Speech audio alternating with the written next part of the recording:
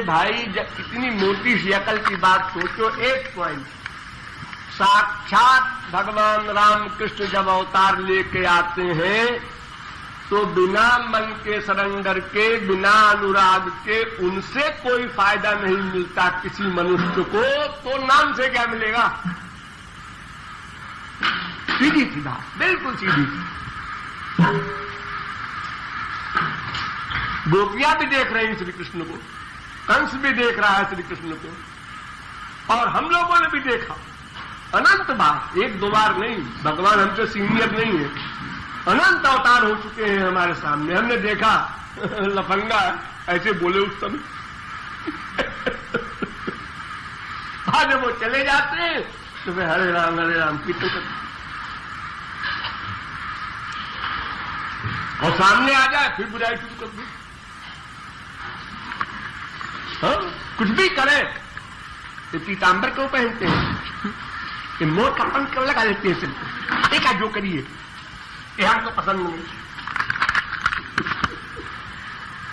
महाराज, रामायण में तुलसीदास जी ने जो वनवास का प्रसंग है ना, जब भगवान राम जा रहे हैं, तो उसमें एक जगह पर ऐसा दुआ लिखा है कि जिसने भी राम के स्वरूप को देखा कि वो बटोही के रूप में जा रहे हैं, तो जिसने देखा वो बिना प्रयास के घोषागर कर गया। हाँ। तो सिद्धांत है तो महाराज ये बात गलत लगती है। तो देखा ही नहीं उसने, वही तो कहना, जिसने देखा राम को वो महापुरुष ही देखेगा, और दूसरा जो देखेगा वो राम ब्रह्म को नहीं देखेगा, वो तो फिर जाती रही भावना जैसी से देखा उसने। उसका सेंस ये है वहां पर, एक लेखक जब कई बातें लिखता है एक बुक में, तो उसको ये मिलाना पड़ता है कि जब जाकी रही भावना जैसी है, एक सिद्धांत है तुलसीदास ने राम के विषय में धनुष यज्ञ में लिखा है, तो फिर जिसने राम को देखा ही नहीं है तो आसक्त कैसे होगा, और जिसने देखा तो उसको दिव्य दृष्टि दी होगी राम ने, वो अधिकारी रहा होगा, तो विभोर हो गया।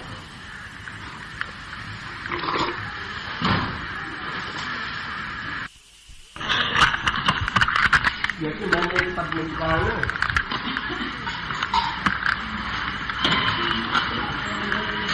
कान की जादू भरी मुस्कान,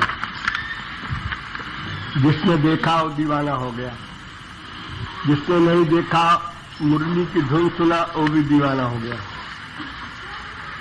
अब जिसने मुरली सुना ही नहीं, उसके कान दिव्य है ही नहीं, वो क्या दीवाना होगा? जिसने सुना, सुनेगा कौन? जिसने देखा, देखेगा कौन? अलौकिक दृष्टि वाला। महाराज जी, राम तुलसीदास जी ने रामायण में अनेक स्थलों पर इस बात को लिखा कि जहां जहां जा रहे हैं, जैसे कोल की रात देख रहे हैं राम को, देख देख के विभोर हो रहे हैं, सब आनंद में मग्न हो गए, ग्रामवासी ग्राम बधूचियां सब देख देख के विभोर हो गए। तो ये सारे के सारे क्या अवतार लेकर आए हुए महापुरुष हैं? अवतार लेके आए हैं या उच्च कोट के साधक हैं? वो राम के पास है या राम से एकत्व हो गया है? दो प्रयास होते हैं। तो जितनी मात्रा में जिसका अनुराग तमाम जन्मों से है, उसी तरफ हो, उसी गांव से, उसी जगह से होके जाएंगे। और अगर एक व्यक्ति उसमें नास्तिक टाइप है तो वो घर से बाहर नहीं निकलेगा उनको देखने के लिए, तो घर ही में रहेगा। क्या फालतू वहां जा रहे हो, लड़ेगा अपने घर वालों से, क्या देखना है उनको? राजकुमार है, आए होंगे, लेकिन वो जाएगा क्योंकि उसके संस्कार है, उसकी साधना की है। और महाराज जी, जैसे रंग भूमिगत यज्ञशाला में वर्णन है कि एक तरफ तो तुलसीदास जी ने लिखा कि जाकी रही भावना जैसी, और देख ही रूप महारन धीरा, और डरने की बात भी लिखी।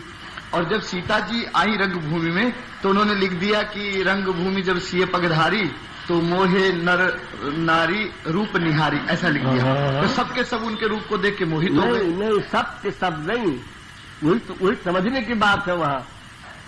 वो लोग मोहे जो अधिकारी थे, बस सब जगह वही न्याय लागू होगा। सब नर नारी मोहित हो जाए, संसार न रहे, सबके अंदर कैसे बैठे हैं वो, बातें बन जा सकती। लेखक किस सेंस से लिख रहा है ये समझना पड़ता है। प्लस और जगह उसने जो लिखा है बिना अनुराग के और बिना प्रेम के कुछ नहीं काम बनेगा, उनको मिलाना पड़ता है कि लेखक की मंशा ये है यहां पर लिखने। और तो सीधा सा प्रश्न है कि मेटीरियल शरीर की इंद्रियों से स्पिरिचुअल दिव्य भगवान के देह को देखना ही असंभव है त्रिकाल में। बस ये सिद्धांत सामने रखो। अगर देखेगा तो जो इसका मेटीरियल अक्ष है वो जाके पड़ेगा और वही मेटीरियल दिखाई पड़ेगा। सवाल ही नहीं दिव्य का। बिना स्वरूप शक्ति दान के दिव्य दृष्टि का होने का प्रश्न ही नहीं पैदा होता। और भगवान ने कृपा करके दिखा दिया तो पागल है भगवान, एक को कृपा कर दिखा दिया, एक को एक के लिए नियम बना रखा, ऐसा कैसे करेंगे? महाराज जी, भगवान का जो शरीर है वो स्वयं भगवान ही है। हाँ। और तो कुछ नहीं, तो फिर उसको दिखता क्या है भगवान के शरीर की जगह? माइक जीव को जो अपने नेत्र से दिखता है, भगवान में माया तो है नहीं शरीर में। भगवान का शरीर तो अलौकिक है, तो फिर उसको क्या चीज दिखती है शरीर की जगह? तो भगवान अपनी योग माया से उसके अंतरंग शक्ति के अनुसार रूप दिखाते हैं उसी शरीर में।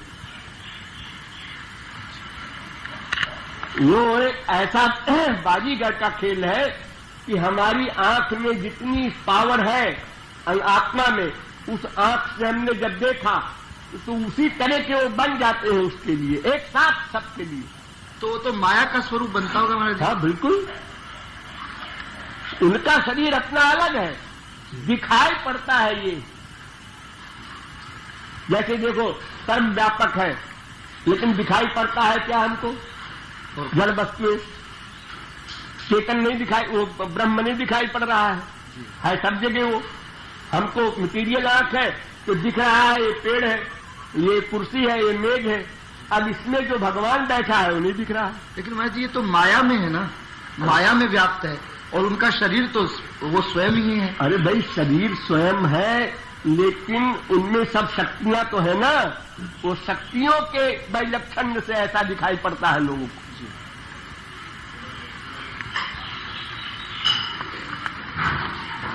सारी शक्तियां थोड़ी सी यहां प्रकट हो गई, प्रकृति युक्त यहां है और माइनम तो महेश्वरम प्रकृति युक्त स्वयं है। सब शक्तियां तो उनके पास है, जैसा चाहे उसे दिखा दे। उनके लिए क्या इम्पॉसिबल है? वो जो सर्वव्यापक रूप है सगुण साकार का, वो तो हमको किसी भी प्रकार से कुछ भी रूप दिखाई नहीं पड़ता। हाँ, तो वही तो कह रहे हैं कि सगुण साकार जो सर्वव्यापक है वो भी अलौकिक है, इंद्रिय मन बुद्धि से परे है।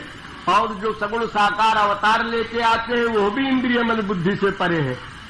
लेकिन प्राभव शरीर जो है वो अपने भक्तों को दिखाते हैं, सबको नहीं दिखाते हैं वो, क्योंकि अज्ञाने नावृतम ज्ञानम है और उधर योग माया समावृता है स्वयं।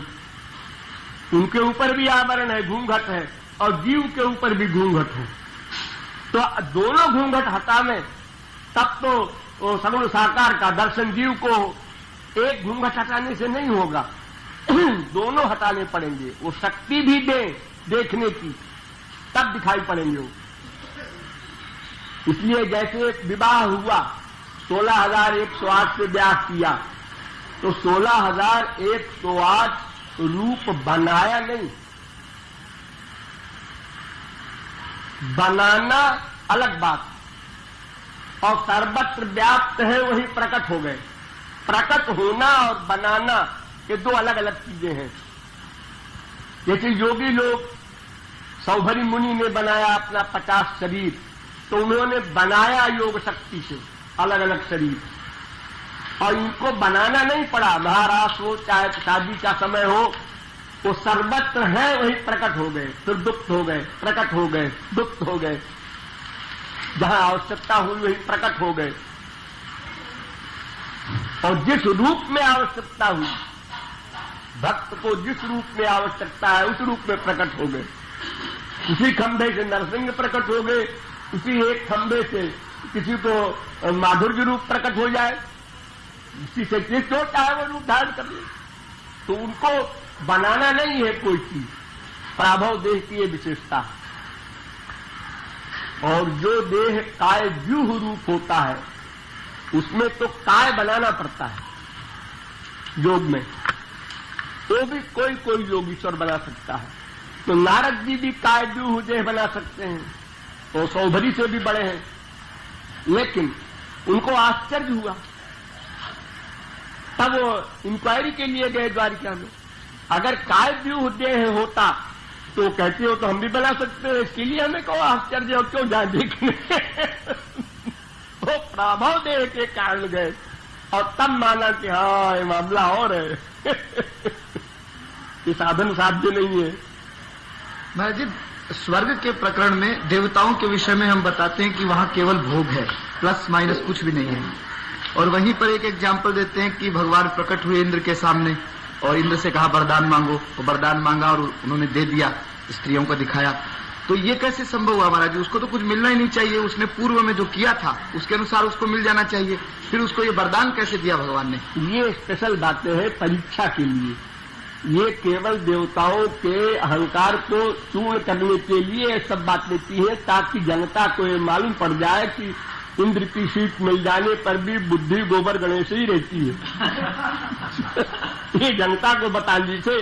सारे महापुरुषों को देख लो, पार्वती का मोह, गरुड़ का मोह, इतना प्रकरण आप शास्त्रों में पढ़ते हैं, इनको मोह को कुछ नहीं हुआ। राम कृपा से पार्वती हुआ कुछ नहीं। ये सब जीव कल्याण के लिए एक्टिंग करते हैं इस प्रकार। एक महात्मा के पास गया, एक प्रश्न कर दिया। प्रश्न करने का मतलब ये नहीं कि वो जानता नहीं, इस बहाने उत्तर मिले और सब लोग सुने, लाभ हो। इसलिए प्रश्न करते हैं। सिद्ध महापुरुष, सिद्ध महापुरुष।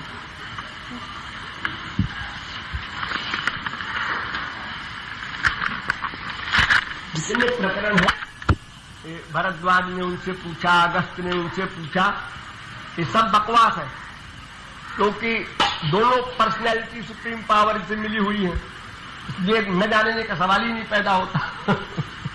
लेकिन पूछ रहे, ब्रह्मा शंकर भी आपस में बातें करते हैं, सब शास्त्रों में लिखा है। रुक्मिणी श्री कृष्ण से पूछ रही है, गोपियां श्री कृष्ण से पूछ रही है, सब एक दिन चलती रहती है। जो जानते हैं उस राष्ट्र को समझ लेते हैं, हाँ इसलिए हो रहा है।